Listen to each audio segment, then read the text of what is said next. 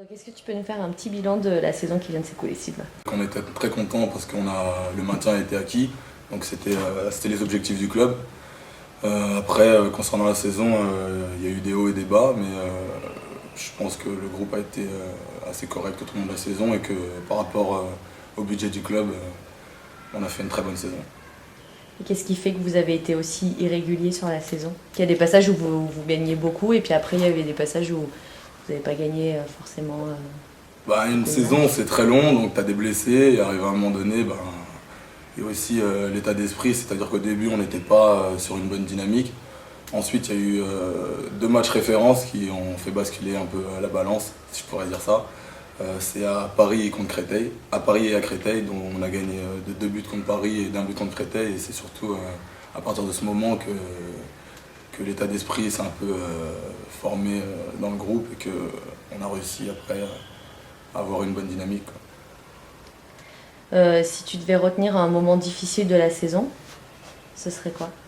Tout d'abord, je voudrais parler de mon pote Rémi. Donc, quand j'ai appris son départ, c'est vrai que j'étais pas bien. Bon, c'est sûr que après on est professionnel, donc il faut accepter. Mais plus sérieusement, ça a été ma blessure au genou. Je me suis fait un peu mal au genou, donc du coup j'ai été arrêté pendant 1 mois et demi. Et bon, c'est vrai que ça a été difficile de voir les autres aller jouer et que moi je sois pas sur le terrain avec eux. Donc du coup je les supportais un peu de loin. Mais bon, après j'ai réussi à revenir et après bon, ça allait, tranquille. Et ton meilleur souvenir sur la saison? Mon meilleur souvenir, écoute Anne-Laure, je vais pas te dire la victoire contre Montpellier, vu qu'apparemment tu as une question qui vient après. Je vais plutôt te dire, non, comme je te disais tout à l'heure, mon meilleur souvenir c'est les victoires difficiles qu'on a acquises à l'extérieur. La première contre Dunkerque d'1 but, ils s'y attendaient pas du tout et on a fait vraiment un gros match là-bas. Et après, comme je te dis, les victoires à l'extérieur contre Paris et Créteil, où vraiment on a senti que le groupe se battait et que tout le monde s'est battu comme des chiens jusqu'à la fin. Voilà.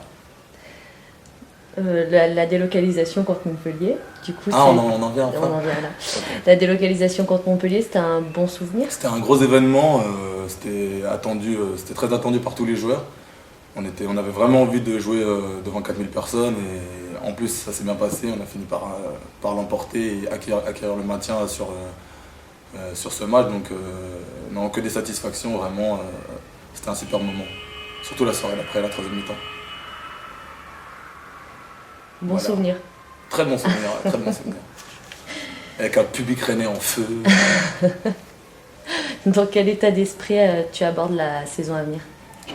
Écoute, déjà j'ai d'abord pensé à mes vacances. J'ai pensé à me reposer parce que vraiment que je me repose, que je soigne mon genou, que je fasse pas trop de sport justement pour éviter de me faire mal au genou. Et puis après, je crois que comme tout le monde, comme tous les joueurs, comme tous les sportifs de haut niveau, j'ai hâte de reprendre. J'ai hâte de voir ce que ça va donner avec les nouvelles recrues. C'est d'ailleurs ta prochaine question. Non j'ai hâte de voir ce que ça va donner avec les nouvelles recrues. Et non, je pense qu'on va faire une bonne saison l'année prochaine. J'espère que la mayonnaise va bien prendre. Est-ce que tu peux nous parler un petit peu des nouvelles recrues? Mais écoute, je crois qu'il y a Yann Gentil qui va remplacer Rémi Gervelas. Non, Yann Gentil, évidemment, c'est un bon gardien. Il l'a prouvé cette saison encore. C'est d'ailleurs pour ça, je pense qu'ils l'ont recruté.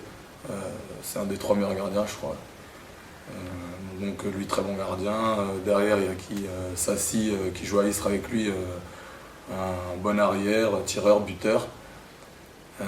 Après, Jérémy Souti, très bon demi-centre, il a terminé meilleur joueur de D2, non, c'est ça? Buteur. Meilleur buteur de D2. Bon, Jérémy, tu m'as quand même lancé un ballon dessus, tu t'es pris un carton rouge sur moi contre Cesson il y a 2 ans, je crois, mais bon, t'es quand même un mec bien. Et du coup, après, Yann Polidor, c'est ça? Il n'a pas trop joué cette saison vu qu'il était blessé à Nantes, mais c'est un gaucher, il apportera une rotation de plus sur le poste d'arrière droit avec Benji. Et écoute, j'oublie personne. Igor, quand même. Non, écoute, je connais pas la personne, je connais pas l'homme, mais après, c'est un bon joueur, il a joué à Kiel, il a des sélections en équipe de France, donc forcément ça amène une autre dimension au handball cessonnais. Après, comme je te dis, l'état d'esprit de Cesson l'année prochaine, il ne va pas changer. Ça va être un état d'esprit guerrier, on va rentrer sur le terrain, on va être des guerriers, on va être des chiens, on va avoir envie de battre tout le monde et voilà. Je pense que ça va bien se passer.